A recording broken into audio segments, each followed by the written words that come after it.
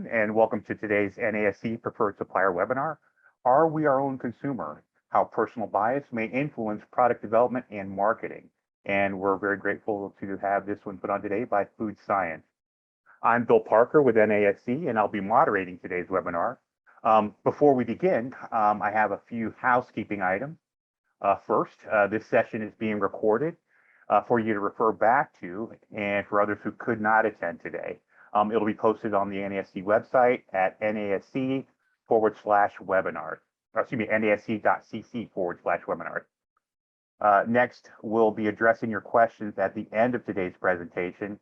However, you're welcome to type them in at any time using the Zoom Q&A tool. You can also communicate directly with me via the Zoom chat tool. And finally, if you have any technical difficulties, your best bet is to log out of the webinar, close all of your browsers, reopen a new browser, and log back into the webinar using the same link you used to log in initially. And with that, it is my pleasure to introduce Sarah Phillips. Sarah is the Vice President of Global Pet Business for FoodScience LLC, where she currently leads two successful pet supplement brands, VetraScience Laboratories and Pet Naturals, a strong international business unit and exploding contract manufacturing business. Throughout Sarah's 12 years with FoodScience, she has held several management positions, driving success for all pet brands, private label, and contract manufacturing business units under the FoodScience umbrella. This scope now includes leading the strategic and business operations of PetTech Labs, acquired by FoodScience in September of 2021. And with that, I will turn it over to Sarah for our presentation. Thank you, Bill. I think I can say good morning and good afternoon and good midday. I think we have people in a variety of places. So today we are going to talk a little bit about understanding the consumer. I would encourage you, please find that chat feature on your Zoom. This will be much more entertaining and exciting if I can get you to participate a little bit via chat. It won't be hard, I promise. This is me and my nice dog, Luna. Luna's a 10-year-old golden retriever. She's super special in a whole variety of ways. This is I don't even know what number dog this is for me. The latest in a long line of pets that I've had as an adult and that I had as a child, like many of you. So are we our own consumer? This is a really interesting question. Do my beliefs align with general consumer beliefs about pet ownership and the supplement category, and our products and perhaps even our brands, depending on how deep that you all go into your own brand research? I think in some cases they do, and in other cases they might not. So today we're hoping to really have a bit of an interactive discussion, or I'm not sure what to call it when we operate by chat, a bit of a chat. And hopefully you learn something, and perhaps you can share something interesting with me as well. So as we get into this, let's talk a little bit foundationally about our category of pet supplements specifically. So through some panel data research that FoodScience does, we conduct panel data about once a year, maybe not quite once a year. It's very fascinating. We've only been doing it for a few years, to really be able to speak directly to consumers buying your products and buying in your category, to really understand what drives them and to get some real data. This is very interesting. So there's a few bits in here you'll hear me reference our panel data, and this is one of them. So from our panel data, about 8% of US households buy pet supplements. That's a pretty low number, especially when we compare it to larger consumer packaged goods categories like laundry soap or some of these other personal care items, which are way up in the high 90s. So really, we are a low penetration category. That's okay though. When we look a little deeper and we look at the data provided by a variety of sources, one of which is Package Facts, and when they ask their respondents, so how many of you dog owners give your dog supplements on a regular basis? Same question for cat owners. We see dog owners typically are in about the 30 percentile. About 1/3 of dog owners say, sure, I give my dog supplements on a regular basis. About 1/4 of cat owners. The numbers are still pretty low. However, I've been in this business for a bit of time, as is perhaps maybe some of you have also. Those numbers have gone up. I do remember a time when that cat owner number was very low, in the single digits, 7 or 8% of cat owners saying that they give their cat supplements. So some good news here that it does look like our category overall is expanding. That's great for us, isn't it? Only one COVID slide, everyone.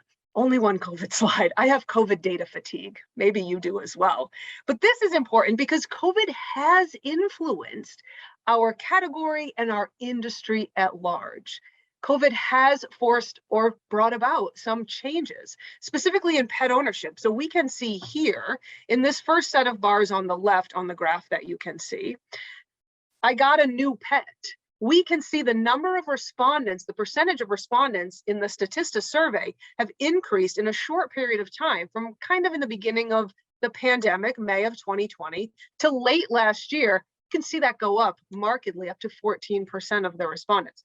Now, if you're not familiar with Statista.com, it's a great site for data.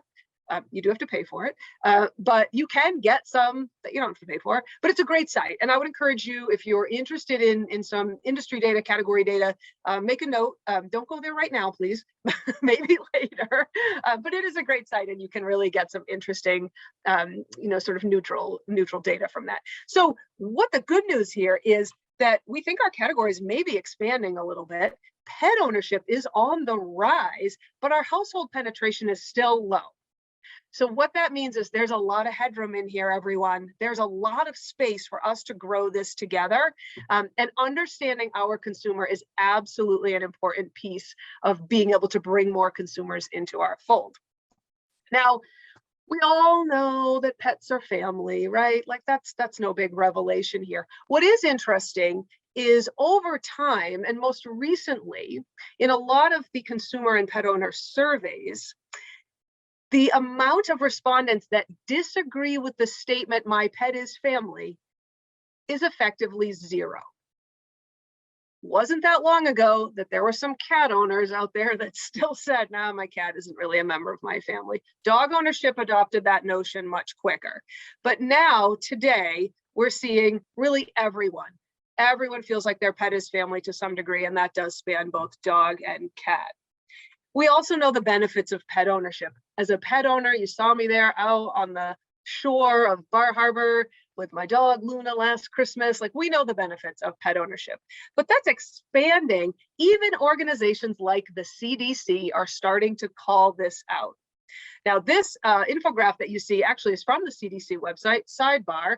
They have a great spot on their site where you can go get a lot of good social media assets and infographics such as this. So if that's something that you do for your brand, it may be worth a visit. Again, don't do that now, do that later. But there's some good stuff on there that's actually, I thought, pretty cool, just a note. So the CDC is calling out here the benefits of pet ownership. And pet owners seem to adopt the notion of increases and benefits to mental well-being via pet ownership. Over half of pet owners are saying, yes, there's a positive benefit to my mental well-being simply by owning a pet. And a third of pet owners are saying there's a positive benefit to pet ownership to my physical well-being as well. And we can see that called out here. So this is just some foundational setting, just so we're all kind of on the same playing field here. So now we're going to start thinking about things. I would encourage you once again, find your chat. I'm going to try to have it open and try to do all kinds of things at the same time. We'll all see how that goes.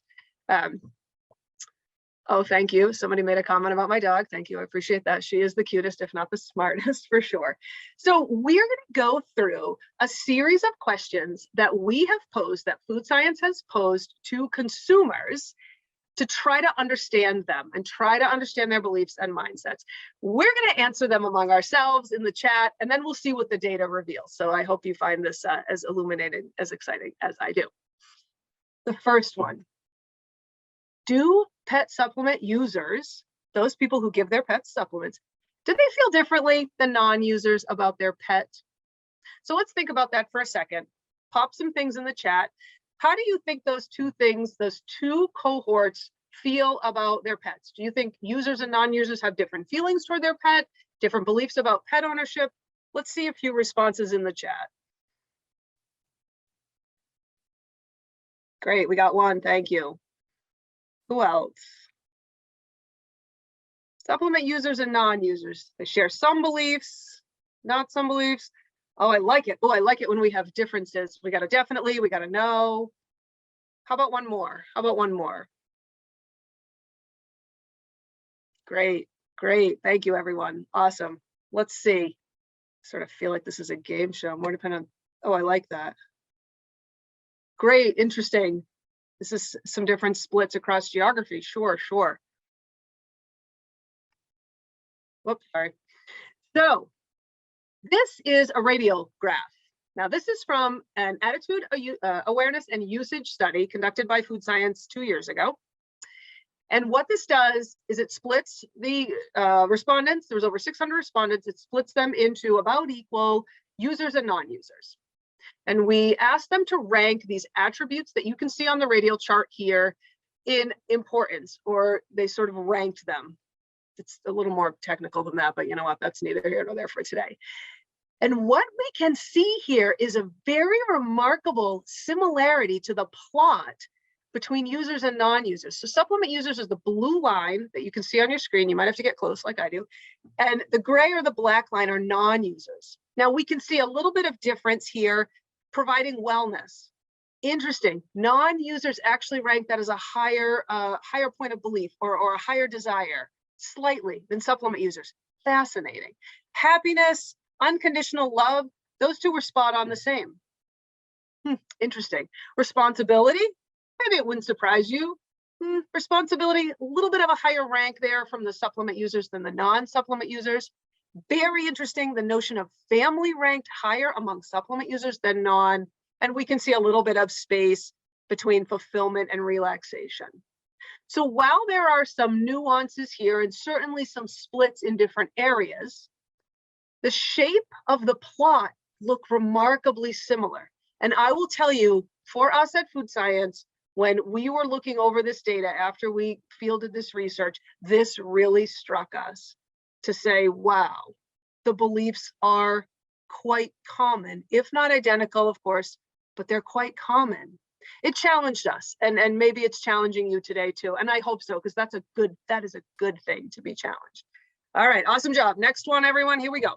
Fur babies, yay. This is another one of my fur babies. This is my cat, who is alternately kind of a fur baby and the devil at the same time, as most cats are.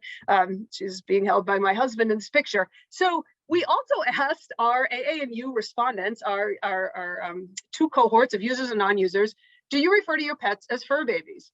And which cohort, users or non-users, do you think referred to fur babies more? Do you think supplement users call them fur babies, or do you think supplement non-users call their pets fur babies? In the chat, go. Oh, we got a supplement user. What else we got? See, there's users or non-users. Users. Don't be afraid. Open that chat, type away. Let's see, can we get one more? It'll be equal. Ooh, both equally. Excellent, excellent. Awesome. Thank you, everyone. 58% of non-users say, yes, I call my pets fur babies. And 42% of users. Fascinating. It's not a judgment, right? We're not judging one cohort over another, but it's just really interesting. Does it signal something? Does it signal something about the way non-users feel about their pets? You know, we can think back real quickly to our radial chart here. You know, just fur babies, is that just a little more, you know, on the companionship side, and the non, you know, the user is not really referring as much? Do they feel that greater sense of responsibility? We could dig in deep for days here, but it's just really some fascinating stuff. Okay, I won't go backwards, I promise, anymore. Okay, we're doing awesome, you guys. Thanks for participating. Who is more likely to be a pet supplement user? An experienced pet owner or an inexperienced pet owner? Who's more likely to give their pet supplements? Someone who has had pets or someone who has not had pets? What do we think? Experienced or inexperienced? Inexperienced. Experienced by a good margin. Fascinating, fascinating. Great. Let's get a couple more. Experience, I promise. I know, right? I'm experience. Great, great. Awesome. I love the participation. This again is from our AANU research 2 years ago. The people that said, I am most likely to give my pet a supplement, people that have only owned 1 or 2 pets. People that said, I'm not really going to. People that have owned 5 or 6 pets. This is so interesting. You know, what is this signal? Now, remember, we want to think about this in all of this in the context of how are we best messaging our own brands and products? What is happening? And I don't know the answer to this. I'm just going to throw it out and y'all can ponder it later. What goes on as pet owners start to have more and more pets? Why do they fade away from our category? Is there an opportunity to reach them through messaging, through different product offerings? What else do we need to know? As you think about how you interact with your audience and your pet owners, and maybe you do research or you read a lot of research, maybe this is an interesting area to say, why am I losing audience? Why am I losing people potentially? Now, maybe your brand isn't, but I'm talking brands at large. So really cool stuff. Why or why not? Oh my gosh, if we all knew the answer to that, it would be amazing.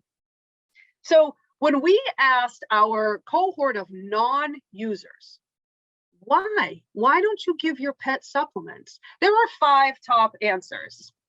And I won't bludgeon you too much with the chat, but I'd love to get a little interaction here. Let's throw out some answers. Why do you think people don't give their pet supplements? Let's see if we can get 2 or 3 answers in the chat. Cost, thank you, cost. Well, expensive, sure. What are some other thoughts? What do you think? People said, why don't I give my pet supplements? You're gonna love these answers. They get everything they need. They're not sure what to give. Lack of knowledge, excellent. Not sure what to give. They don't think their animal needs it. Too much of a burden, right? Sure. They don't take supplement themselves, outstanding. Too many pets, it's a problem for all of us. They can't tell you how they feel, sure. I love all these answers. All right, so let's see here. You guys hit on it. My pets are healthy enough without them. Now, you know, look, among us chickens here, this category we're up against feed. I love it. Keep going in the chat if the spirit moves you. It's great. We're up against the feed categories, right? Pet food. And those are very large companies. A lot of them, not all of them, but some of them, I all know who I'm talking about. Big categories, deep pockets. You know, they're able to message across a huge audience. So that can be a challenge for us for sure. My pets are healthy enough without them. We also hit on it in the chat. Thank you. Supplements are too expensive. So doesn't that give us pause when we think about how do we develop our products and how are our products priced, especially if we have our own brands or even if we're contract manufacturing? Are we competitive? Is our business model up to date and modern enough to offer something that fits within the marketplace? And or are we messaging the value of our products well enough? How can we overcome this with consumers? Just an open-ended question. You can think about it later. Number 3, I don't know what to buy. I also saw that in the chat. This is a smart bunch. I don't know what to buy. Well, my goodness, if we can only just tell them and help them understand what to buy and when to buy our products, wouldn't that be something? If that's all we have to overcome, I think that's actually pretty cool. Proper nutrition is enough. A bit of a reiteration of the first one, but again, it does reinforce that notion that some of the messaging is, you know, the diet is enough. And we're going to see some category or segment information later that I think can give us maybe a space to work in here. And my pet won't take them.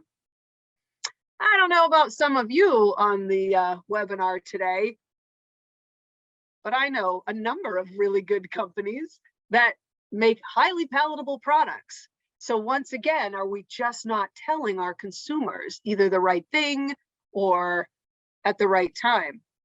Food is depleted of nutrients. Supplementation is important. Yeah, sing it for sure. We just need to get that out to our consumers, knowing this is how they feel. Oh, that's exciting. I don't know. I think it's exciting. You're going to think it's exciting too, I promise. All right. Supplements are just for older pets. So this is an interesting notion, you know, certainly just from my experience and what we have done at FoodScience with our brands, you know, there is a lot of thinking that, well, the biggest category, one of the biggest categories, you know, the hip and joint category, sometimes that becomes visible later in older pets. Seems like that's when people would turn to supplements. Do you agree with that statement? Do you think our consumers agree with the statement that supplements are just for older pets? Do you think our consumers feel that way, or do you think they feel differently? We got a resounding no right off the bat. I know now it's tricky, right? Because you've seen a number of these things and the consumers can respond differently. Mostly yes, no, right, sure, kind of a mix. We got a yes, we got another no. These consumers are tricky, aren't they? They're sneaky. So in some of our other consumer research, working with a large number of consumers and asking them, when do you start to give your pet supplements of the cohort that do give supplement? Most of our users said I start doing it between the ages of 1 and 2 in my pet. Where the heck are they, right? So, when we start to put all of this together, we can maybe start to paint a picture of an audience that we can reach, and we can just ask ourselves, are we targeting the right audience? Is our messaging resounding with, maybe think back to what we've already seen so far, somewhat of an inexperienced pet owner, first or second pet. The pet is on the younger side. Am I messaging and positioning and marketing my brands and my products in a way that resonates that type of pet owner? It's the $1 million question right there. And we're calling them fur babies, of course. Now we turn to our collection of people who say, yes, I've decided to give my pet a supplement. So we wanted to go a step deeper here. What are they looking for? What drives their decision around which supplement they choose? Now, this isn't broken down brand or product wise, so it's a little bit of a general level here, sorry. But what do you think? What are some of the decision-making points or the top choice drivers when a consumer, a pet owner says, yes, I'm going to try a supplement? What do you think is driving that? Lower vet bills, less vet visits, right? Longer lifespan, right? Oh yeah.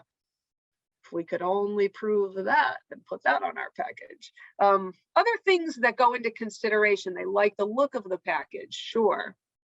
Other things they might be looking for, or things that might help them make a decision between a brand, or they're looking at 2 hip and joint products. What other factors may go into that? What's in the supplement? Testimonials recommended by vet, sure. Oh, look at it, vet recommendation, right? Vet recommendation, very good, interesting. The big reveal. Price, thank you. These were the top drivers. And interestingly enough, what drives them to make a decision is looking for a specific health benefit. That was almost 2 times more popular than the next one down. And that's not surprising to us, right? We know condition specific, that's a thing. It's a thing we do with our products every day. The question we have to ask ourselves here is my condition specific product really meeting the health benefit they're looking for? Now, we're not going to, but we could go very deep into things like keywords, keyword ranking on Google. And my offer to you is there's a lot of information that you can get there. How are people searching? What are they looking for? And are we showing up on those searches?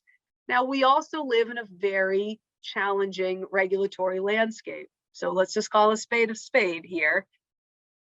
We can't necessarily say the things we so desperately want to say because we're all very regulatory compliant. So we have to be creative.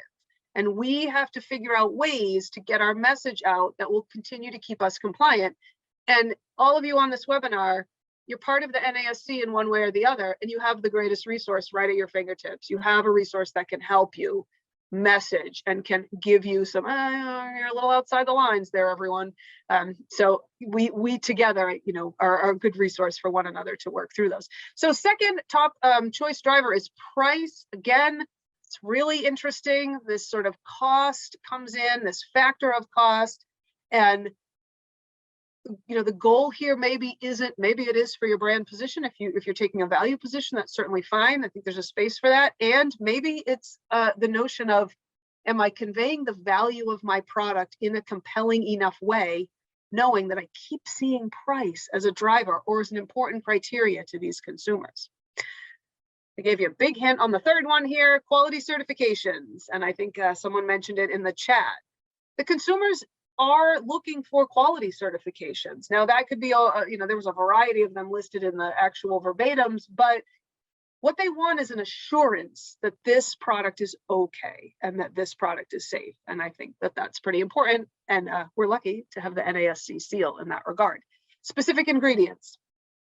So maybe they're looking for something, the old standby of glucosamine, but our consumers are more educated now than ever, or perhaps dangerously so, depending on where you fall on that argument. But they could be looking for something specific. And then format. So interesting to contrast this with what we saw earlier in that, my pet probably won't eat them is a reason I don't give them.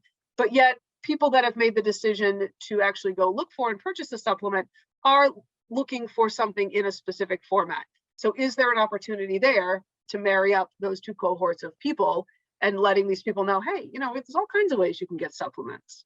So this is what we do with this consumer data. We talk about it, we look at it, it's interesting. We try to dive a little deeper and say, how do we make this work to our advantage? All right, very good.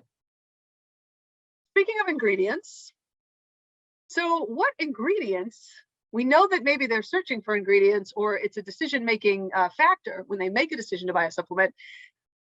This isn't a hard one, everyone. This is kind of an easy one. What ingredients do you think people are looking for? The order might surprise you, but let's hear in the chat. What do you think they're looking for specific ingredients when they think about supplements?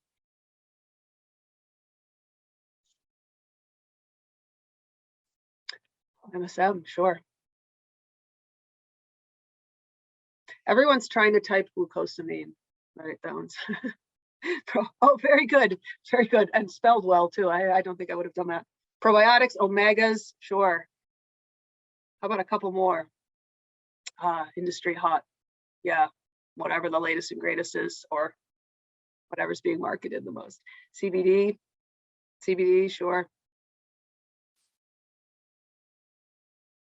Awesome. Here's the rank order of them. Probiotics, awesome, right? We play in that arena. Fish oil, not necessarily surprising. Omega-3s, interesting that and I want to say that this was a verbatim question. I'm not sure they had a list to pick from. So it's interesting that people were separating fish oil and omega-3. I don't know what that means for your brand, but it's just an interesting piece that says maybe those call outs are worth a lot when we think about how we message and market our products and our primary display panels and labels and things like that. Glucosamine, of course, interesting. Antioxidants, I come back to that one in a minute. And CBD, right? So this is not a webinar on CBD, but that's a hot topic and very interesting. And I love that somebody put in the chat industry or hot buzzwords. So that is another just a great indication of how important it is to try to stay on top of what consumers are searching for, what the human trends are. And I think pet, the pet follows human thing. Of course, we've all heard that. We may even refine that a little bit to pet follows baby or pet follows kids. So kids supplements, super hot. Yes, Susan, they are in the order of the most likely. Yes, those are in rank order. So kid supplements are really hot. So maybe they're, we don't talk about them here today, but there could be something interesting there as you're looking for positioning and ideas for your brand. Okay, you can rest on the chat for just a second. Take a rest. So the health conditions and the segments within our category, of course, evolve in popularity and usage over time. This is interesting, sort of not surprising in a few different ways. Multivitamin, multivitamin still, it's multivitamin and joint at the top of this segment list that always rank the highest as the most purchased or most given, depending how the survey question is structured. It's really interesting given that the reasons why people don't buy my pet food has everything, yet there is this portion of people who truly believe, like I saw in the chat, You know, it can be hard to get everything you need out of a diet, and maybe your pet has a particular issue that needs extra supplementation, or, you know, has some challenges, et cetera, et cetera. So interesting that the multivitamin joint products still rank up there. And I would challenge all of us, certainly challenge my own brands, and I would challenge you as well. How can you reinvent that multivitamin to be more in line with maybe a different cohort of pet owners who haven't tried supplements? You know, maybe it's those first or second pet owner. Maybe multivitamin feels a little, I don't know, old-fashioned maybe. There's a couple of brands out there that are doing some interesting things in that space, a little bit of a tricky regulatory space to play in, so we'll see how that goes. But fascinating. But one thing I want to point out here, and many of you have probably already thought it, is this right here. Most of our segments here stayed relatively close over the course of the 2 years. It's a little bit old, data's a little bit older, 2018 to 2020, but look at this segment of anxiety and behavior. This thing is, the roof is blowing off of it. Many of us already know, and the consumers are telling us here right now.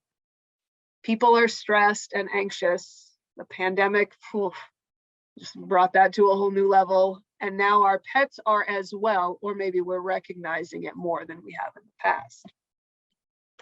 Oh, whoops, one other COVID slide, sorry. So there's only gonna be one. Here's one other one. But what's in particular, what's interesting on this slide is these top two bars. So am I concerned about my pet's anxiety or stress? 21% of respondents said yes. That is the highest category of all these things that we asked them, or that Package Facts asked them, to be fair. Pet owners are recognizing this, and pet owners now are recognizing, okay, I don't have a bad dog or cat. I just have an animal that's maybe stressed or anxious. And now I'm searching for and looking for ways to address that. And especially in this space, this is a space ripe for supplementation, as many pet owners are like, I don't know if I want to put my dog on something that's, you know, a pharmaceutical. If I don't have to yet, maybe I could try something first. So what a great space. We've seen it grow, and we're seeing more players come into it. So this is a space to push hard on. I think that's obvious. The second one down is equally fascinating. Am I concerned about my pet's immune system health? So we are 100% projecting our own concerns onto our pets, with 19% of respondents saying, yes, I am concerned about my pet's immune system. And when we think back to our ingredients slide, number 5 on the most likely sought after ingredients was this group called antioxidants, which you could argue can play a really beneficial role in immune support. So is there an opportunity here for our products that are currently existing, or for our products that are in development, or our marketing or messaging, to say, do I have something to fill this consumer need that's clearly out there?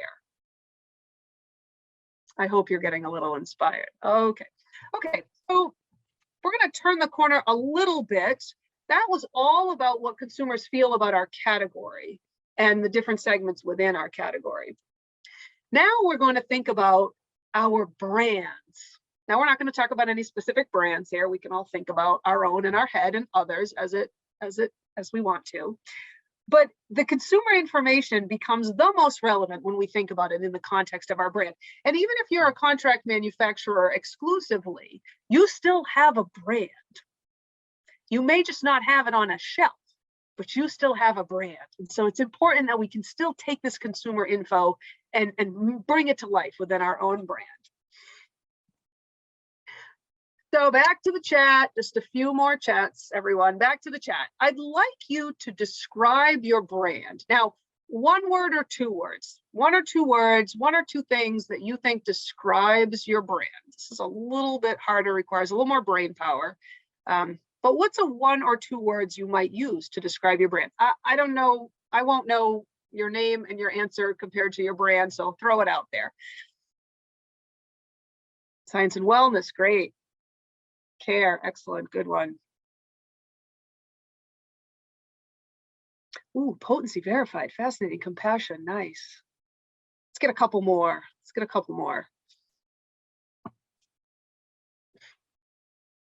A couple more, we can do it. Maybe we can't, okay. It's all right. All right, so now let's look at how a large group of respondents, we asked them, we put 8 brands, FoodScience put 8 brands in front of a large group of respondents and asked them to describe these brands. I can't disclose the brands, but they were popular brands, or else it wouldn't have made sense. We asked them to describe them. And these are the 3 characteristics that rose to the top most often across these 8 brands. This notion of reliable, trustworthy, and high quality. These were very common enough, so they really stood out across all these brands. And what this tells us, maybe, what this tells us is it's important. These are important characteristics. I mean, no one wants to be low quality, or maybe somebody, but certainly no one here. We all want to be trustworthy, and we all want our consumers to count on us. So do these become must-haves for your brand? And are you messaging this to consumers in a way that they get it and they understand it? But it also begs the larger question of how else can we stand out? If all of us kind of look the same and we all share these top characteristics, how do we stand out? It is a question for you to wrestle with within your own brand. Then we asked them to describe the category at large. And this is great. And I'm curious, maybe we can get 1 or 2 words in the chat. When you ask a group of pet owners, describe the supplement category, we gave them a rank list. And so we asked them to rank. So when you give them that list, what do you think ranks the most important for supplements? Now I'm going to take price out so you can not worry about price. But when they think about a supplement brand, what is the most important thing to a consumer? Can we get 1 or 2 thoughts on that in our chat? Quality, yes. We've seen it in the chat already. Efficacy, great. Trustworthy, great. Maybe 1 more. Reputation, oh, really good one. Interesting. Palatability, sure. Yeah, they have to taste good, right? Tested. Convenient. Oh, I love all these. These are awesome. But here's how they ordered the rank of attributes. So remember, the question is to the consumers, here's a list of attributes that describe supplement brands. Which are the most important to you? Safe. We have that one in the bag, right? NASC members, yes. So then the next one, natural, made with natural ingredients, right? Talk about a regulatory landmine here. But interesting that this is important to pet owners. What we don't really know, is it important to pet owners because they perceive supplements as being natural as opposed to some pharmaceutical alternatives? Not sure. Or are they really looking for very specific, that real hardcore definition of natural? We don't know. Could be an area for some more research if you're so inclined. And veterinarian recommended. Many of you have mentioned that in various places in the chat today, that there is still this desire and a belief that my veterinarian is the single most important source of information. And I can look and I can research and I can Google and until the cows come home, as it were. But what my vet tells me is really important. So I think that is a bit of a reinforcement for us. I want to look at the other side of this, and I won't quiz you on this too much. But this was a long list of attributes, and I think it was equally as fascinating as the 3 that ranked the lowest. Now, this is in our survey, and this was 600 respondents a couple years ago. This one might have been 300 respondents. Anyway, a good number of respondents. But still, it's a data point, but very interesting that these 3 attributes rank the lowest. This idea of artisanal or small batched, organic and non-GMO. That was a surprise. Money back guarantee. Huh. From a brand that says that a lot. Wow, that was an interesting moment for us. Now, it doesn't mean that these attributes are not important. It doesn't mean that you can't build an entire brand position around these. It just means that at large, these consumers are ranking other things more important to this. It's very interesting. In the middle, I don't have a slide for this, but just as an FYI, because I saw some of this in the chat.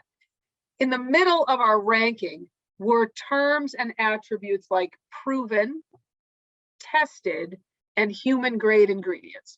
So those all sort of hovered kind of in the middle of the ranking. So again, doesn't mean you should or shouldn't have this as one of your brand attributes. It's just interesting to know where your brand falls in terms of the consumer perception of consumer importance here. All right, we're just going to check the time. Okay, so we're going to spend just a couple more minutes here, and then we'll do some questions and we'll do some takeaways, and we can enjoy the rest of our morning, afternoon, whatever time of day it is where you are. I just want to look at parallel categories a little bit. You know, it's interesting, and in my view, it's important as you're looking at your whole landscape of not only supplements, because let's face it, these things don't exist in a vacuum. So we should be looking at our parallel categories and adjacent categories, if you will, to see how they might be influencing what's going on in our own category. So treats, such a huge category. It's anywhere from 3 to 10 times the size of supplements, depending on who you ask and what you include and exclude. So it's much bigger. And, you know, when we asked the consumers, again, we're looking for them to rank the main attributes or the main characteristics of importance when they go to buy a treat. What is important to them? Price. Wow, price. Oh my gosh, price.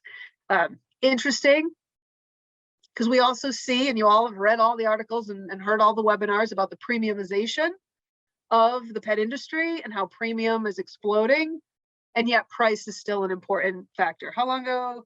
The supplement category ranking, 1 second, Susan.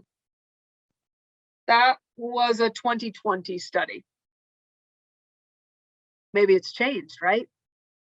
Would be interesting to know. I'll let you know if we do another study and if that changes. A brand I trust. So here again, even in treats, a parallel category, we see some of that similarity that I need to trust what I'm buying. Made in the USA. Talked about that a lot. I'm gonna pop back, Susan, if nobody cares, if I'm a little scattered here. I don't think anyone cares. Let's just pop back. Susan's asking some interesting questions in the chat. How long ago was the supplement category rank done? This was 2020. And do we think it may have changed? I don't know.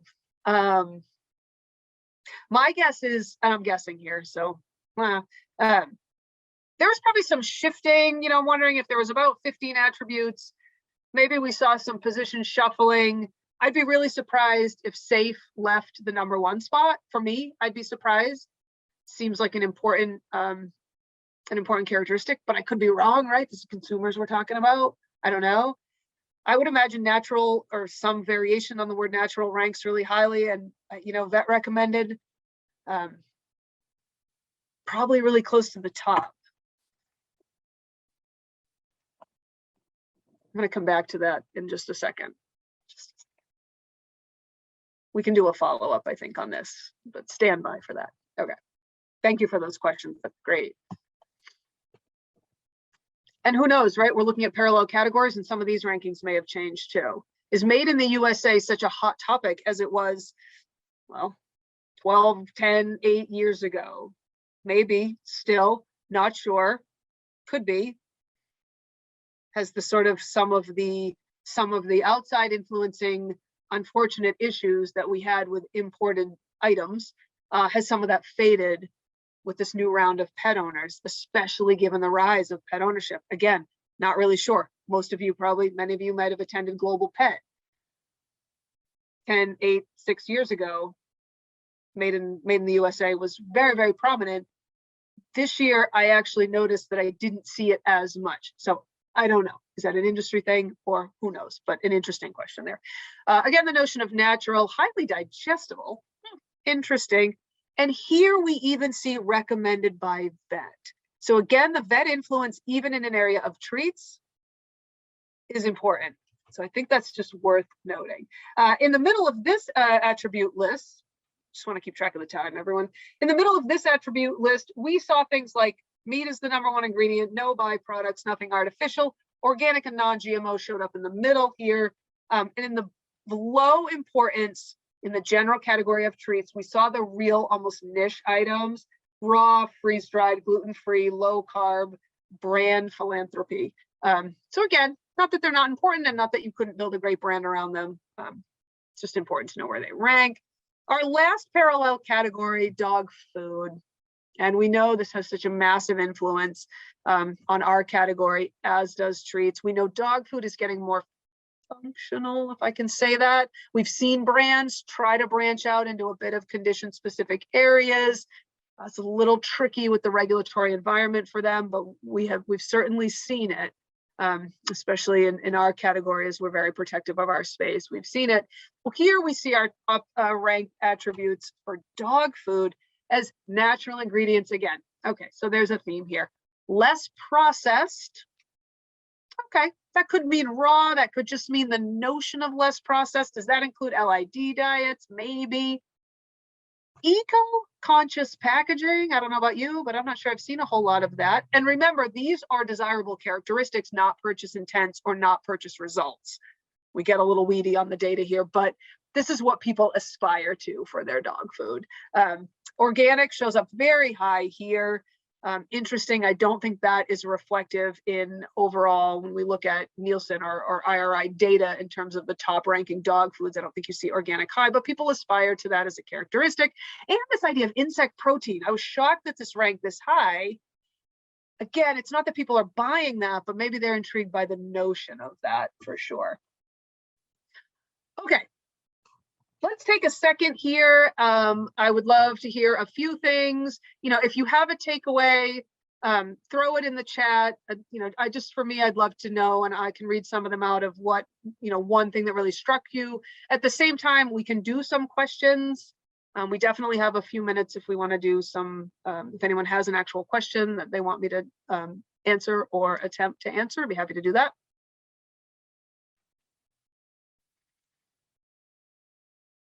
Oh, and leave it to Bill to ask, you know, a real meaty question. So Bill got asked, so of the things that people say are important, how many are willing to pay a higher price? Oh, the chat's going fast. How many are willing to pay a higher price and how much more are they willing to pay? Isn't that the question? You know, this I think is where your specific brand research needs to come into play. So we could have, I don't have that stat. I can take it as a follow-up. I'm just going to write a note. Sarah. Yeah, Bill. Hi. I got promoted to a participant. The reason I ask that question is I hear all the time, especially when we talk to retailers, right, that brands go in. That's why I think you make really good points. You have to know who you are and what your value propositions are, because if you're only out there competing on price or allow your company to just deal in a price-based decision, all you're doing is enabling a race to the bottom. Sure. Right? Sure. So, I mean, the question really comes down to, and I think the buyers need to be educated as, you know, to the value and what the consumers want, what they're looking for, so whether it's sustainable packaging or, you know, these things, everything costs money, right? Quality costs money. Sometimes packaging costs money. God knows we've had supply chain issues. So that's why I think the presentation was excellent. Really, really appreciate you doing it. And I think it's a lot of good and valuable information, because wouldn't you agree that the brand really has to know who they are and what their value proposition is? Yeah, I would agree 100%. And I think it's even more so as our audience gets fragmented. Maybe if you didn't attend the Packaged Facts seminar at Global Pet, if you can get your mitts on that presentation, it was really good because it broke the answers out across generations, 4 generations.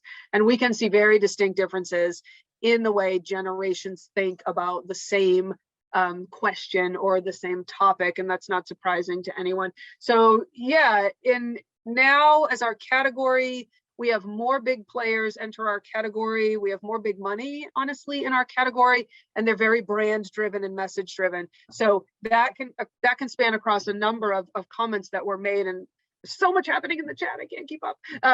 That yes, it's up to us as brand owners to convince the pet owners that our brand is worth paying more for. And we have to message that. And we have to message that in accordance with what people think is important. I'm going to hop back in the chat because there's a couple other things. I heard a great comment about natural spanning across lots of categories and segments. Absolutely. And again, we have to understand what that means.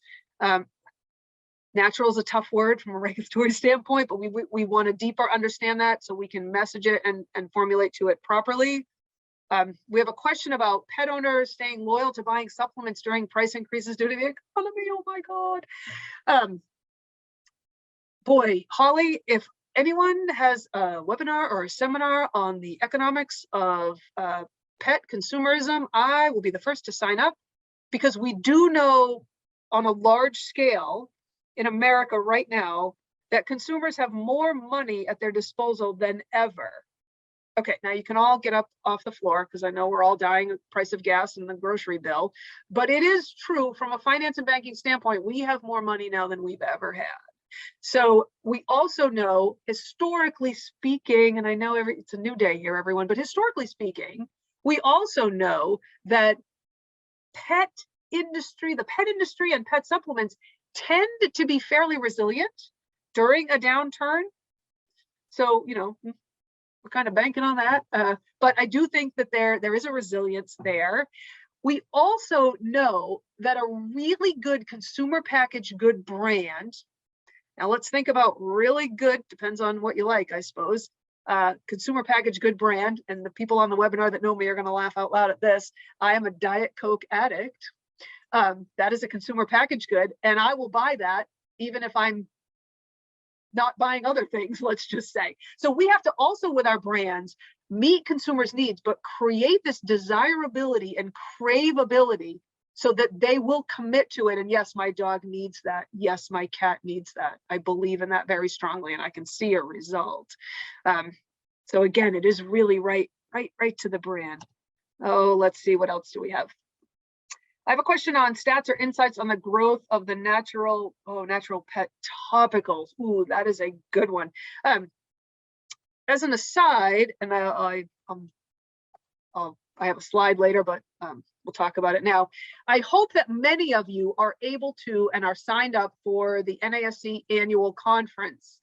Yay, back in action. June 7th through the 9th in St. Louis. If you need info, you haven't seen info, you can certainly reach out. You can go to the NASC website. It's right there. It's super easy. Click to register, click to book your lodging. You're all set. I am doing a breakout session on this topic, and I'm trying to collect some of these questions, and maybe I can update a few things here.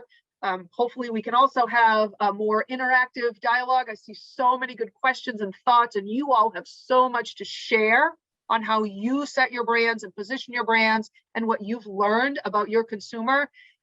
My hope is at that breakout, it can be, I'm going to make it be a lot more interactive than just the chat. So maybe make a note of that. And I'm trying to take down some of these questions. The topical one is interesting. I'll see if I can find anything about that. I want to jump up here. We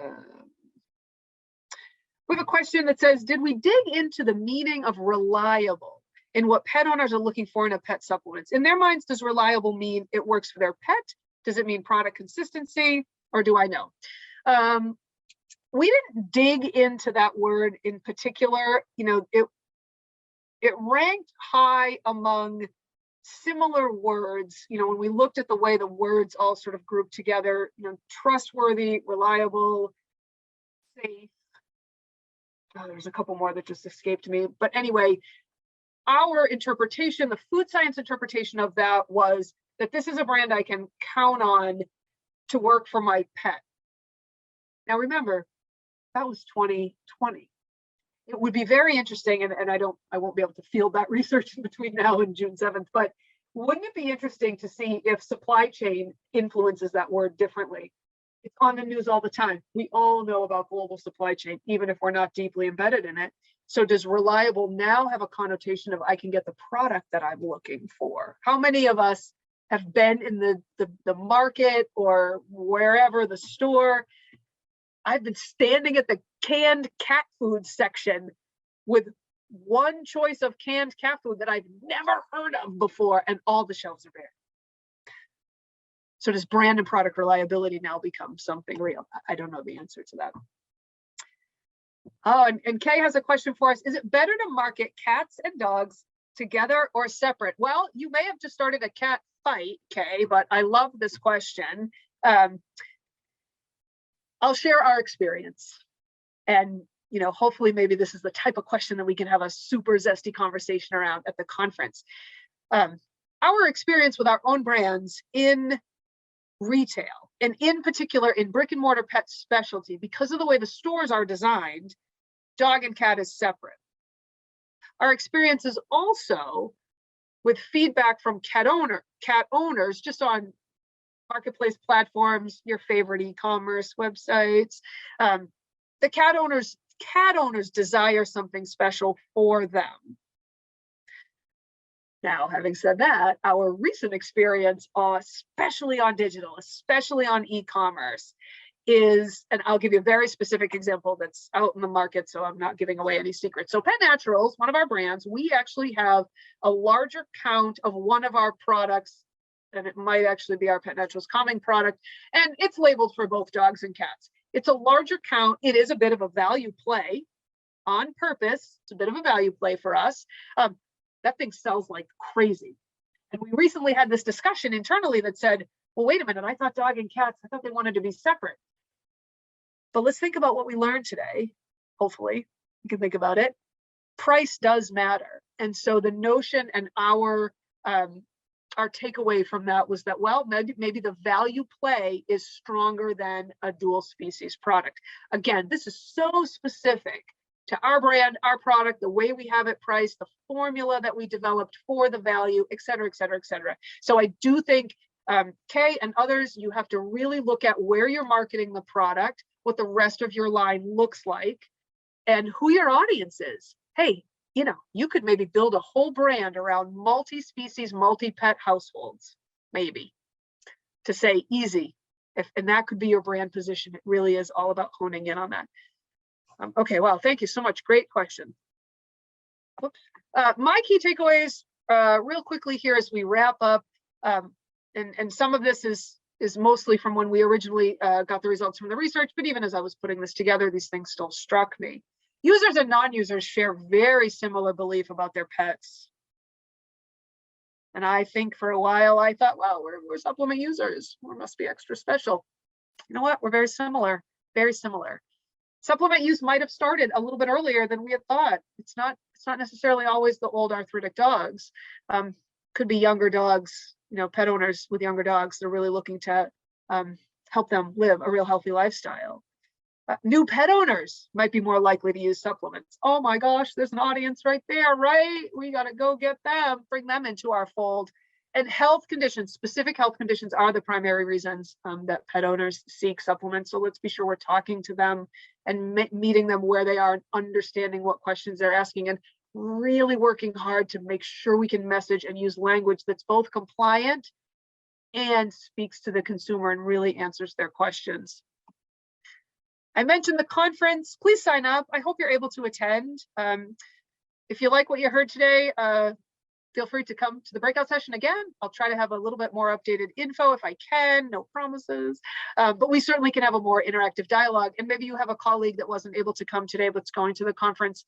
Perhaps you'd feel like recommending this breakout for them. I'd love to have a good chunk of people, or even a small group of really loud and vocal people is also fun. Thanks. I really thank you guys so much. You were awesome. You were great at the chat. I hope you got a few nuggets out of this. This is my contact info. I'm happy to answer more questions. Have a conversation. You can always we can put some stuff on the calendar. I truly believe that together as an industry, we can grow the whole entire industry, and that we can make sure it's an industry of responsible brands and responsible manufacturers, and really leave no space for the irresponsible through the collective work we do together. So I'll hang on for a second.